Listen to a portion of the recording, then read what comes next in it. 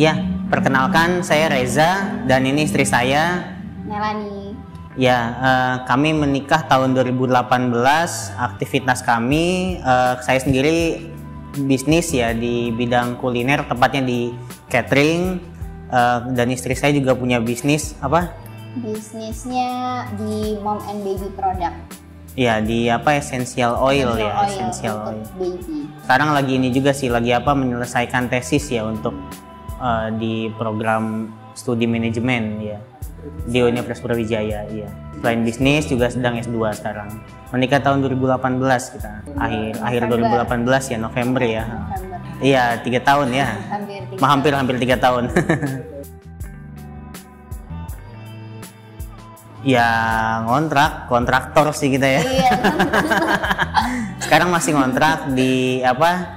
Ya, waktu habis nikah itu kita tinggal di daerah Sulfat ya, di Blimbing.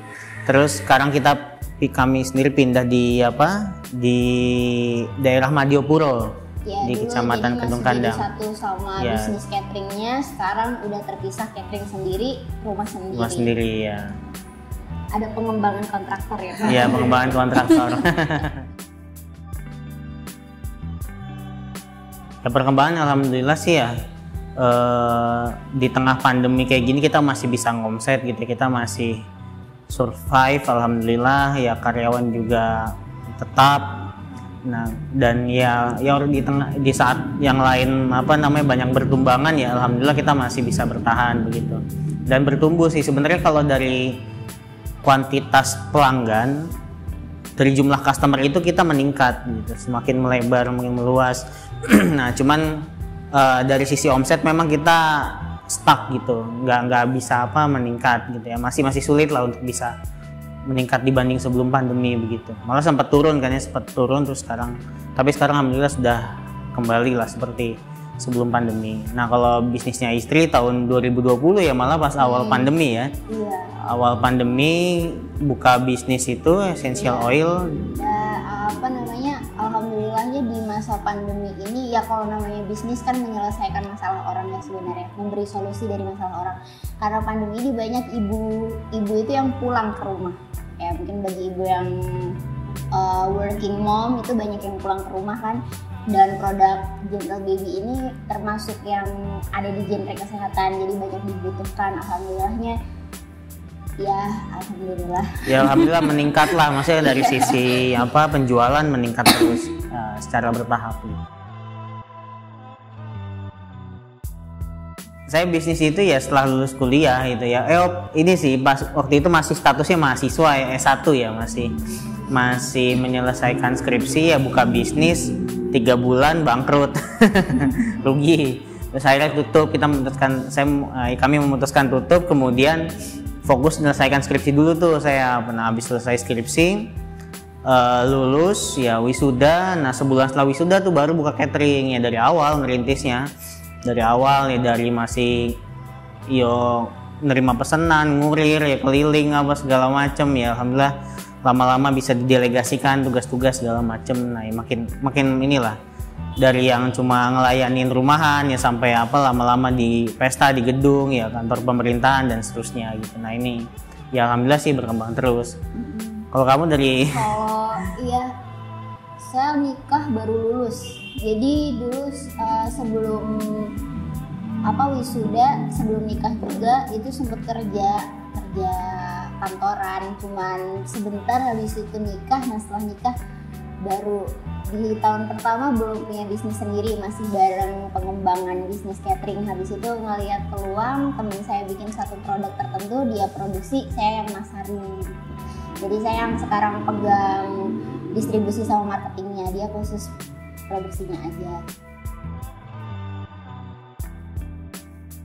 Rumah. Kenapa tadi beli rumah dulu ya? Ya karena rumah itu kebutuhan primer ya. Kebutuhan primer itu kan sandang, pangan, papan ya. Orang kalau nggak punya mobil ya masih bisa wili-wili naik angkot, gitu masih bisa, atau masih bisa naik sepeda motor. Apalagi sekarang ada Gojek segala macam ya, banyak alternatif lah wili-wili itu. Tapi untuk tempat tinggal itu kan ya memang kalau nggak punya rumah sendiri ya kita bisa ngontrak, ya betul gitu, tapi ngontrak mau sampai kapan kan gitu.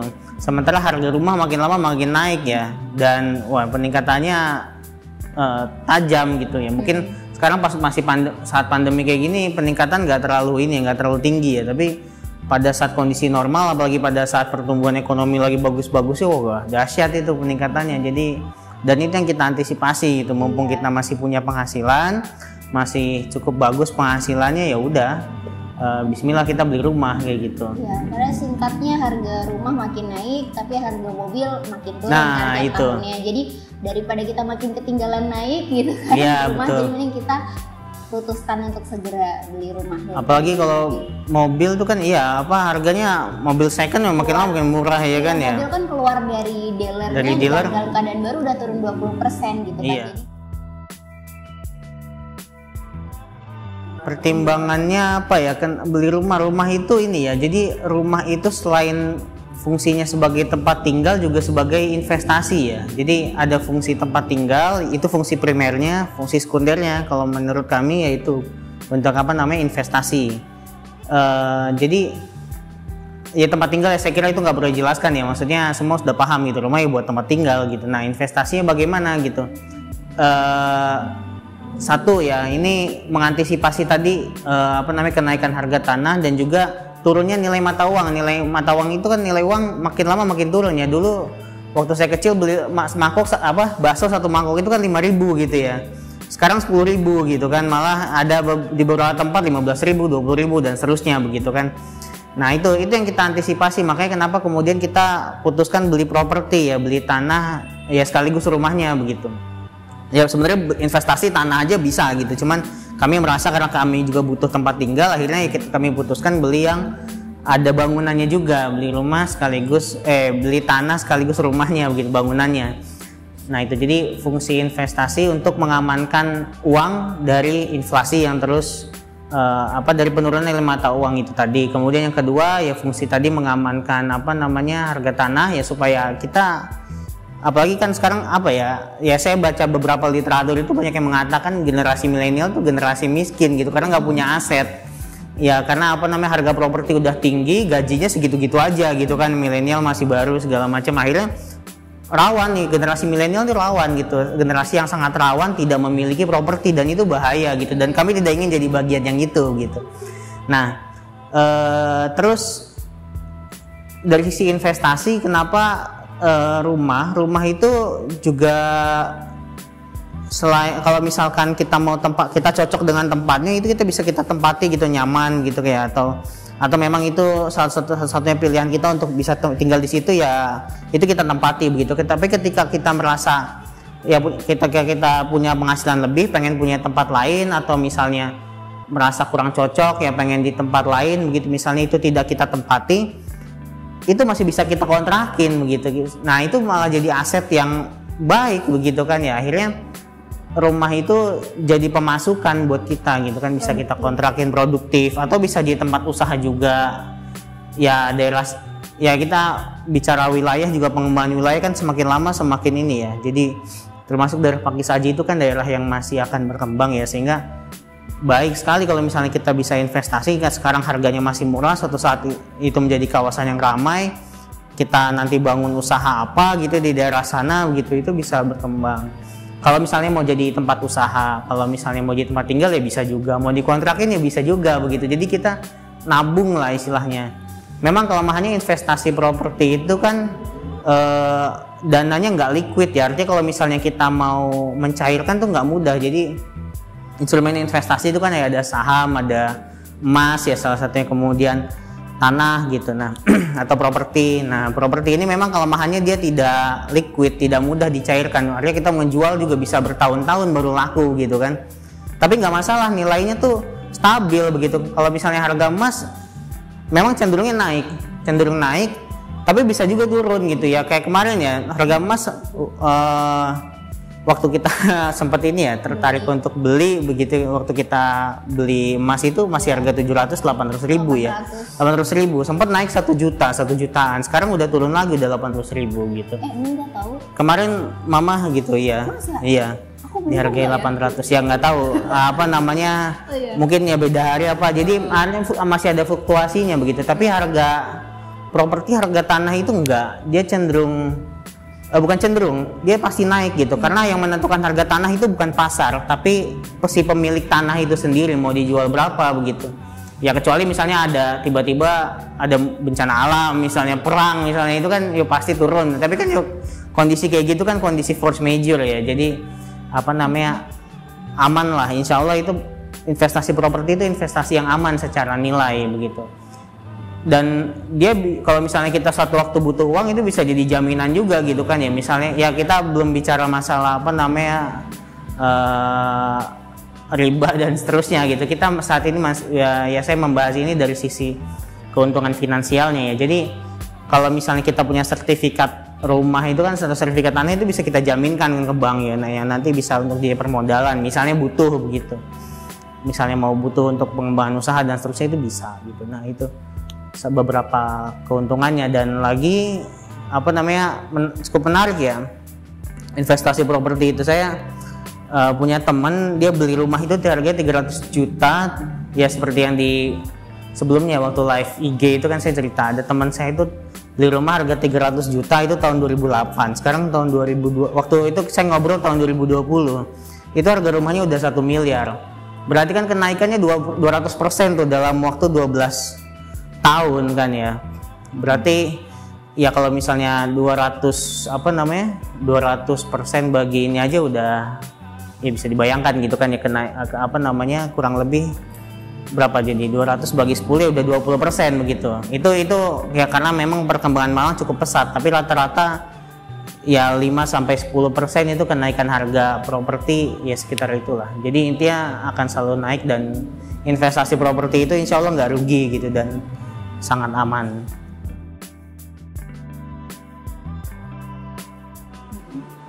Oke. Kita sebenarnya sering diskusi ya kalau kebutuhan pokok manusia yang 3 hal tadi itu kalau bisa diusahakan ya kalau namanya milenial masih effort banget gitu ya untuk bisa hidup mapan justru itu gitu seperti menabung atau investasi sebaik-baik investasi dan menabung itu bukan yang gede-gedean di awal tapi sekali gitu tapi rutin yang penting tuh rutin gitu jadi dan juga dipaksa memang harus dipaksa jadi bukan menyisakan misalnya kita dapat gaji misal kalau karyawan kan gajinya tetap ya misal 10 juta per bulan nah dari 10 juta ini kita pakai dulu nih kita pakai buat kebutuhan kita oh kayaknya bulan ini aku perlu baju oh kayaknya bulan ini aku perlu ini itu gitu kan terus sisanya baru kita tabung itu salah ya jadi kalau bisa tuh budget tabungan atau investasi itu harus di-spare sejak awal. Jadi itu yang nantinya akan menentukan standar hidup kita sesuai porsinya sih. Jadi nggak mengikuti gaya atau tren aja gitu. Justru mumpung masih muda, kelihatan effort atau kelihatan tidak mapan itu nggak masalah gitu. Justru karena kita masih muda jadi mulai belajar untuk memaksa menabung dan berinvestasi rutin setiap bulan dari menyisakan dulu budget kita. Tapi kalau kita karena kita sama-sama bisnis yang pendapatannya nggak pasti gitu ya tiap bulan kadang bisa naik, kadang bisa turun, kadang bisa gitu-gitu aja gitu. Nah jadi menjadi sebuah kewajiban untuk memaksakan tetap menabung setiap waktu dan salah satunya papan itu tadi gimana caranya harus bisa ada budget untuk ke situ gitu. Jadi resikonya kalau nggak segera punya rumah ya tadi harga rumah makin tahun makin naik pendapatan kita segitu-gitu aja kebutuhan kita juga makin naik nah tuh kapan ya belinya kalau nggak dipaksain dari sekarang gitu ya makin naik kenapa ya karena kan nanti punya anak kapan itu dia belum lagi ya tadi inflasi untuk konsumsi itu makin naik harga-harga itu kalau nggak diantisipasi itu bahaya jadi harus segera sih kalau menurut kami ya. Kalau kita sih yang penting aman dan nyaman ya udah itu aja sih. Dari rumahnya ya. Dari rumahnya ya. Kalau alasan kita segera ini ya salah satu sinyal hijaunya apa mas? Oh kita udah siap nih beli rumah. Tadi pertanyaannya kan kenapa kriteria menentukan membeli rumah di mana? Oh, kriteria membeli rumah dari mana? Ya itu Dari kita lihat. ininya rumahnya berarti ya. Kita lihat kira-kira, kalau kami pertimbangan utama lingkungan sih.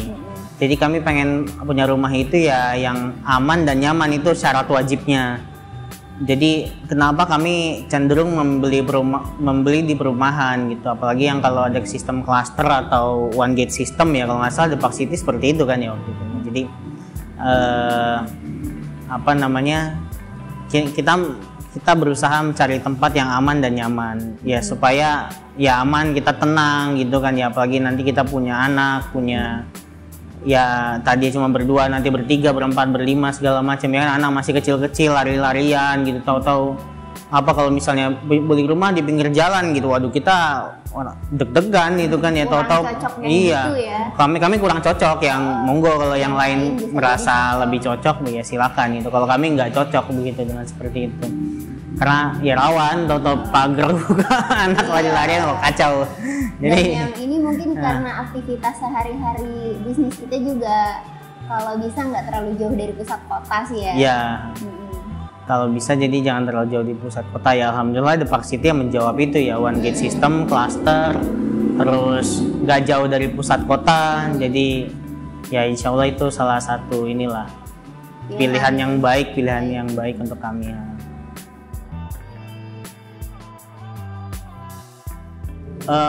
Satu ya, kita lihat lokasinya itu di daerah yang ya kami sadar diri begitu, dengan kemampuan finansial kami nggak mungkin beli rumah di tengah kota begitu. Betul. Harga kita realistis begitu, sehingga kita lihat sekitarnya ya kan, keliling-keliling. Nah ini daerah Pakisaji, daerahnya Depak City ini masih dekat dari pusat kota gitu, masih ya sebentar lah, 10 menit ke pusat kota gitu ya, ke kota ya. Kalau ke pusat kota mungkin sekitar 20 menitan lah, tapi ya it's okay gitu, kami merasa itu masih worth it gitu. Dekat dengan pusat kota dan daerahnya masih berkembang, dekat dengan pusat pemerintahan di kabupaten juga ya, ke Panjen kan juga dekat gitu. Jadi secara administrasi ya, misal kalau wilayah Kabupaten Malang kan luas sekali ya, jadi misalnya kami pilih di daerah lain, misal di Pakis misalnya, itu jauh sekali gitu kan, kita kalau mau ngurus administrasi harus ke kantor pemerintahan ya. Sekarang udah banyak online sih, tapi misalnya suatu waktu butuh yang offline harus ke kantor, jauh banget dari Pakis ke Panjen gitu kan. Nah kalau Pakisaji kan nggak, Pakisaji masih dekat gitu ke pusat kabupaten, dekat ke pusatnya kota Malang juga masih dekat begitu, sehingga ini pilihan yang baik. Apalagi katanya mau ada tol kan ya, tolnya itu kan tadi sampai Kedung Kandang itu Madiopuro, nanti katanya mau, saya dengar infonya mau sampai Blitar, Kediri segala macam itu. Nah ya mudah-mudahan segera, dan salah satunya katanya mau ada tol yang keluar exitnya langsung di Pakisaji. Nah itu kan insya Allah juga memudahkan gitu untuk akses kita ke lintas kota ya gitu. Jadi satu, pertimbangan lokasi. Nah yang kedua ya kita lihat ini sih site plan-nya ya waktu itu ya. Jadi kawasannya ini luas, menarik ya, klaster-klaster yang kami suka, yang sistem klaster-klaster begitu. Kemudian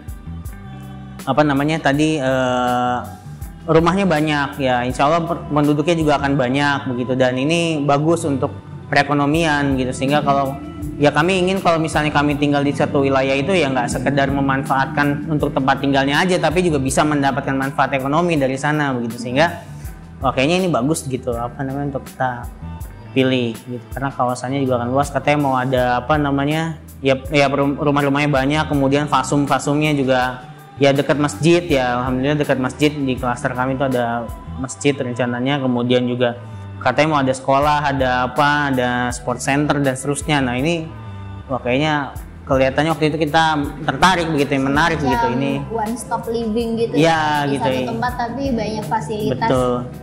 Insya Allah ini kawasannya akan berkembang begitu ya. Apalagi di daerah sekitarnya juga udah banyak perumahan-perumahan kan.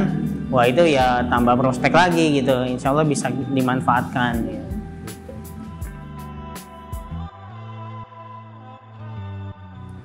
Dari segi, nah ini kan kebetulan punya keluarga, kita mempunyai keluarga yang sama-sama bisnis dengan pendapatan yang nggak pasti. Nah jadi kalau kita sih biasa sering diskusi soal finansial keluarga ya, jadi sangat terbantu dan juga sangat menguntungkan ya dari segi kita buyer atau user dengan skema yang udah dibuat sama The Park City. Yang pertama sebenarnya nanti dipotong aja ya. Jadi aku gak terlalu paham secara ininya mas akadnya ya, karena Mas Reza yang ini. Karena aku taunya berapa banyak ya bulannya, terus kita kan langsung 2 rumah ya, dan juga sistemnya syariah, nggak pakai bank. Dan juga kita ada perhitungan, misal sewaktu-waktu suami atau aku nanya, jadi kapan nih, di tahun berapa kita bisa ngebangun. Nah itu timnya tuh udah bisa langsung kasih informasi cepet gitu. Jadi nanti setelah ini mas langsung akan dibangun setelah sekian, berarti kira-kira di tahun ini akan dibangun gitu. Jadi kita makin realistis gitu, dan layanannya juga ini sih ramah dan nggak bertele-tele gitu. Misal kita butuh apa, informasinya sangat terbuka dan transparan.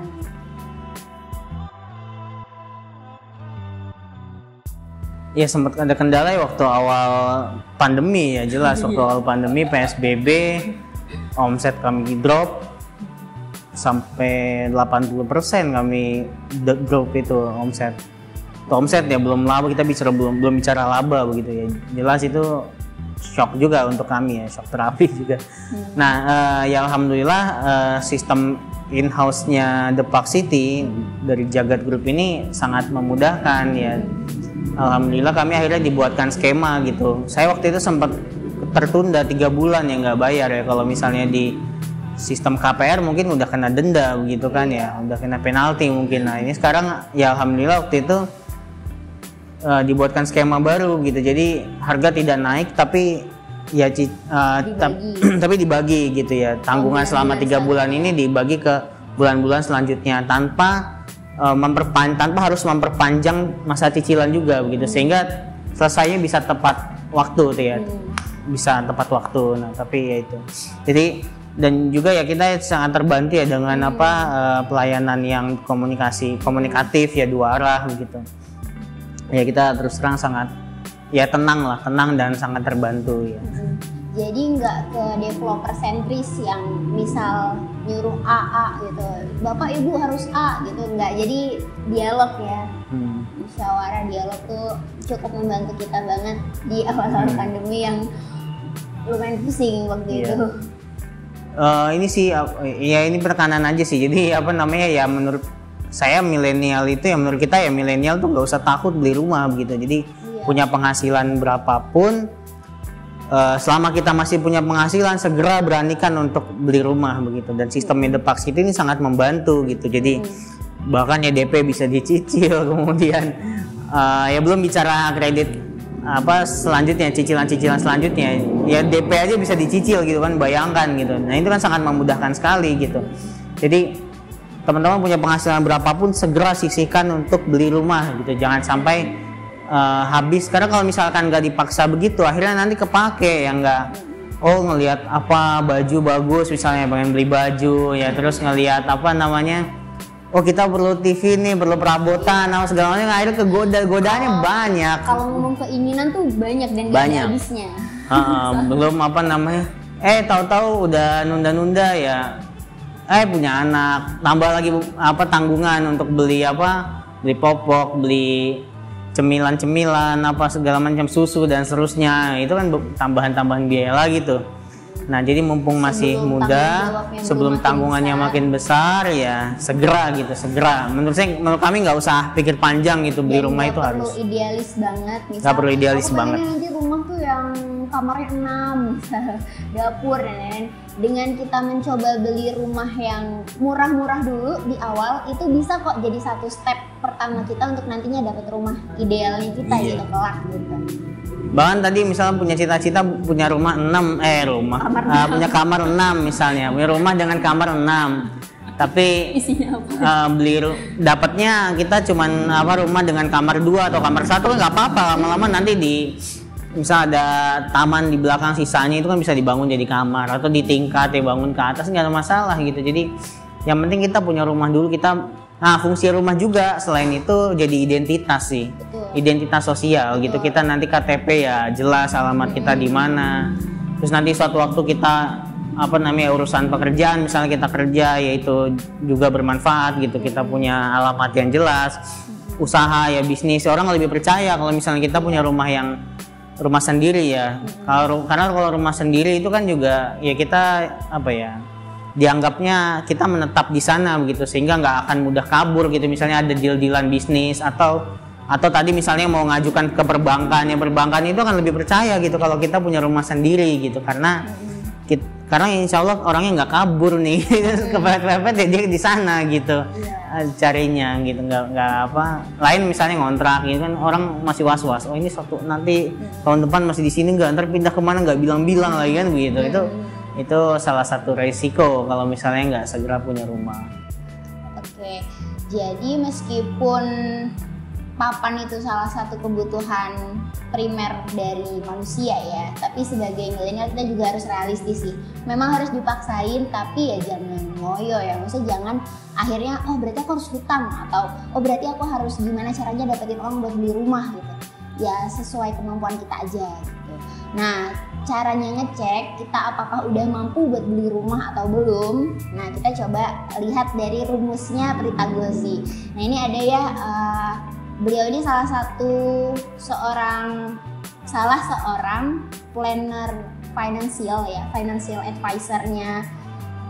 Salah satunya para milenial banyak yang mengacu sama beliau ini. Banyak sharing juga di Instagramnya. Teman-teman bisa cek. Kita misal jadi seorang karyawan kan insya Allah pendapatannya tetap ya. Tahu kalau naik dari bonus-bonus mungkin kan. Nah, dari pendapatan kita per bulan itu berapa, misal 5 juta. Nah, 5 juta ini kita kalikan 12 untuk tahu berapa sih pendapatan kita 1 tahun. Nah, dari pendapatan kita 1 tahun itu 5 kali 12 berarti kan 1 tahun pendapatan kita 60 juta ya. Nah, dikalikan 5 itu 300 juta. Berarti sebenarnya kita udah mampu buat beli rumah dengan harga 300 juta. Boleh kurang, nggak boleh lebih gitu. Jadi rumah yang cocok buat teman-teman adalah yang seharga itu. Silahkan rubah-rubah aja sesuai dengan besaran gajinya tiap bulan. Nah, kalau pengusaha gimana? Ya pengusaha sama juga, kira-kira 1 tahun itu rata-rata gajinya berapa gitu. Kalau kita sebagai suami istri digabung sih ya, penghasilan suami berapa, penghasilan istri berapa, digabung, kita tahu penghasilan tiap tahun kita, terus kita kali 5, nah kira-kira segitulah harga rumah yang cocok untuk kita beli di saat ini gitu. Kalau misal teman-teman nanti nunggu duit gua 20 juta lah baru mau beli rumah yang bagusan gitu, gak masalah, itu pilihan teman-teman juga. Tapi kalau bisa beli rumah itu juga kalau kita mau kredit ya kan harus ada down payment ya atau DP, dan itu biasanya kurang lebih 20% dari harga rumah itu. Nah, teman-teman juga harus siapin tuh paling nggak 20% dari harga rumah impiannya teman-teman itu berapa. Dan itu nggak bisa dari source yang lain ya, harus dari kalau bisa dari uangnya teman-teman sendiri. Ya karena kita bukan anak dengan privilege orang tua yang maksudnya bisa punya banyak terus ya, kita anaknya gitu ya. Kita bukan anak presiden yang tahun depan jadi wali kota gitu, bukan ya. Jadi kita harus masyarakat pribumi yang berusaha sungguh-sungguh untuk bisa mengejar impian kita, salah satunya beli rumah itu ya. Terus, tapi itu juga privilege sih ya sebenarnya, Mas. Apa itu? Dengan kita punya kesempatan untuk berusaha lebih keras, dan itu juga privilege kan ya? Gini, jadi privilege itu nggak selalu diartikan yang enak-enak gitu. Kadang-kadang kelemahan kita itu ketika kita berusaha keras, orang menghargai itu, dan itu jadi poin plus ya untuk kita, dan itu bisa jadi daya pikat tersendiri begitu buat kita menjalin relasi gitu, dan juga nanti ya bisa jadi akan berkaitan begitu dengan usaha membeli rumah itu tadi. Kayak mungkin teman-teman yang suka traveling sering denger ya, traveling is not about the destination but the journey. Bukan tentang tempat yang nanti kita tuju sebenarnya, tapi tentang perjalanan itu. Dan alhamdulillah ya, kita bisa ngerasain ya kalau udah menikah tuh bareng-bareng, bisa nyontek, bisa bersama ya. Ya semangat yang masih single. Kita ini sih punya. Oh ya, saya mau menekankan tadi kan ya, saya sering bilang inflasi, terus kenaikan harga tanah segala macam. Nah, saya mau menekankan aja sih, secara nasional itu inflasi Indonesia itu kurang lebih per tahun 3% 5 tahun terakhir. ya kadang 3, 2 dan seterusnya, kurang lebih ya saya asumsikan 3% lah, anggaplah rata-rata 3%. Kemudian kan kenaikan harga tanah di Indonesia itu kurang lebih per tahunnya 3-5%. Ya tadi kalau kondisi ekonomi lagi bagus-bagusnya kayak di tahun 2013 tadi saya bilang ya bisa sampai 11%, tapi dan Malang sempat bahkan bisa meningkat sampai 20%, itu ya itu kondisi tertentu begitu. Kondisi pandemi kayak gini malah cuman bertumbuh kenaikan harga itu secara nasional cuman 1%, 1,5%. Tapi anggaplah rata-rata kenaikan harga tanah per tahun di Indonesia itu 5% ya. Kita ambil rata-rata aja misalnya 5%. Kemudian tadi inflasi 3%. Berarti kalau kita nggak segera beli rumah, misal uang itu hanya diendapkan di celengan, di tabungan begitu ya, itu kita akan kehilangan 8% kurang lebih per tahun.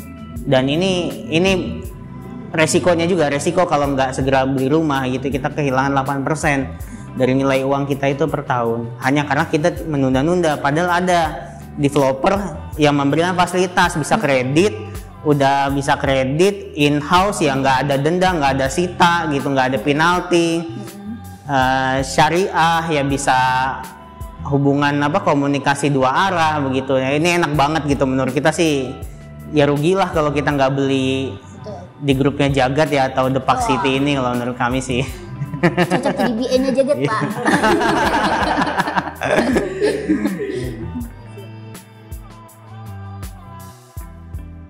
Oke, kalau buat saya sih rumah yang nyaman, kalau saya penilaian nyaman itu parameternya lingkungan sih ya. Kira-kira nggak bising gitu, nggak yang kalau di pinggir jalan tuh kan berisik ya, orang wirawiri kendaraan segala macam, atau dekat rel kereta, berisik kereta lewat, ten macam. Waduh itu stres, itu kita nggak bisa istirahat dengan tenang gitu. Nah, jadi parameternya itu ya tenang gitu. Kalaupun ada mobil lewat ya mobilnya kan pelan gitu ya, motor juga pelan gitu, nggak ada yang klakson macet, tin, trek-trekan, nggak banget deh gitu menurut saya.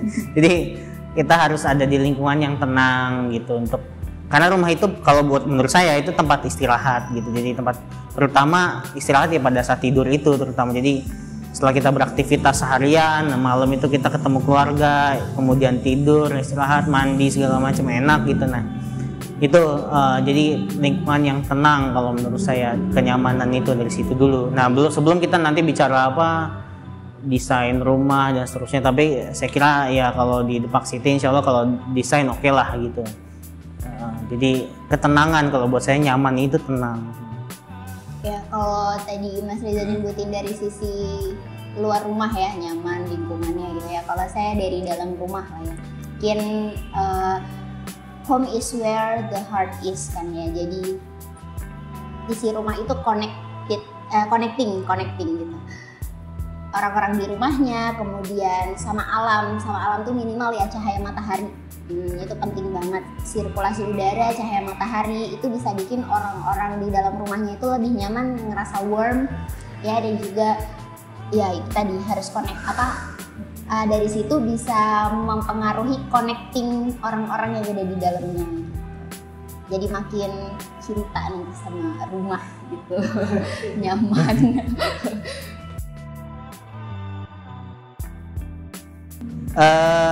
Ya buat teman-teman yang sekarang belum punya rumah ya, saya mau menekankan sih sekali lagi ya, tadi saya tadi banyak bicara tentang inflasi, kenaikan harga tanah. Nah ini kita harus mengamankan nilai uang kita, intinya itu prinsip dasarnya.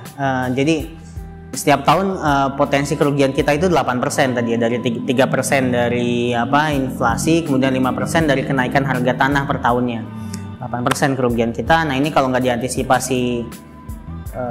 diantisipasi ini bahaya begitu, nilai uang kita jadi sia-sia lama-lama begitu kan. Nah makanya menurut kami sayang banget nih kalau misalnya kita nggak berupaya semaksimal mungkin untuk bisa beli rumah, apalagi kalau misalkan ada developer yang menawarkan fasilitas udah bisa in-house, yang nggak ada denda, nggak ada bunga, nggak ada sita, dengan harga yang sangat terjangkau. Itu kalau nggak dimanfaatkan ini sayang banget teman-teman ya. Menurut saya ini, saya nggak dibayar ya untuk ngiklan ini, enggak. Cuman ya ini saya ngasih advice yang menurut saya sangat rasional.